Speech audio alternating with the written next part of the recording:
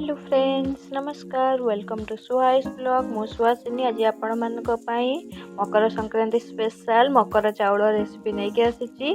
केमती लागिला हमको कमेंट करके जणे एबे चलंतु लेट न करी स्टार्ट करबा हम मकर चाउल रेसिपी तार पई कोन सामग्री दरकार एबे देखंतु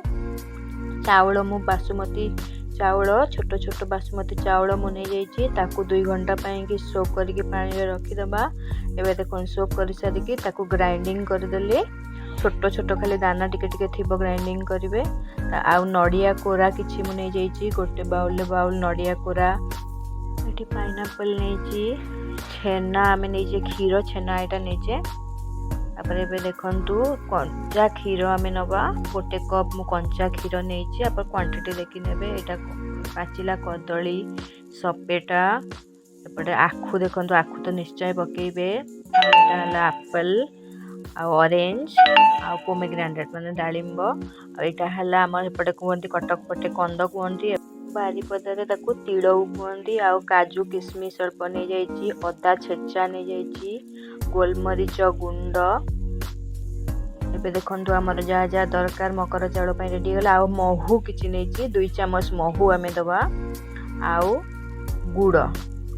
पानिया गुड़ देबे आ सुखिला गुड़ भी अपन जदी पकई परिबे पूजा पई करूचे तो पीतल तसला मु गोटे नहीं गली तारे जो चाउल बटा रखिथिली ताकू दे देली तापरे आमे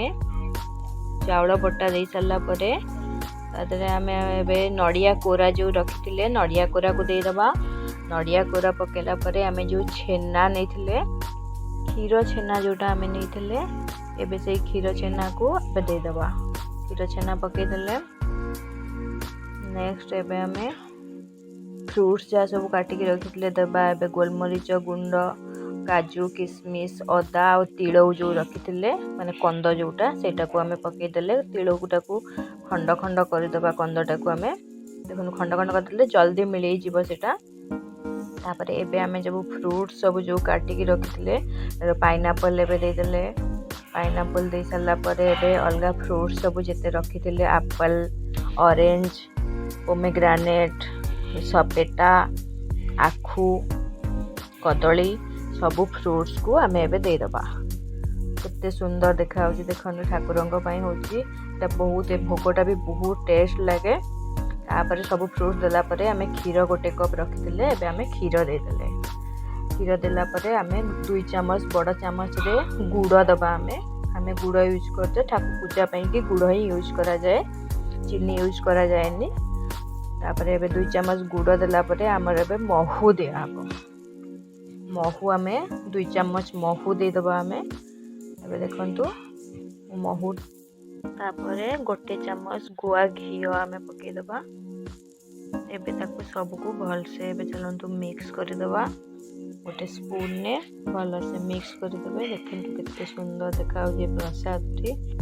हमर ए मकर चाउल रेसिपी टी केमती लागिला कमेंट करके जणाइबे और जो माने हम चैनल को सब्सक्राइब करि नांते आज ही सब्सक्राइब करि नियंतु आ बेल आइकन टाको निश्चय क्लिक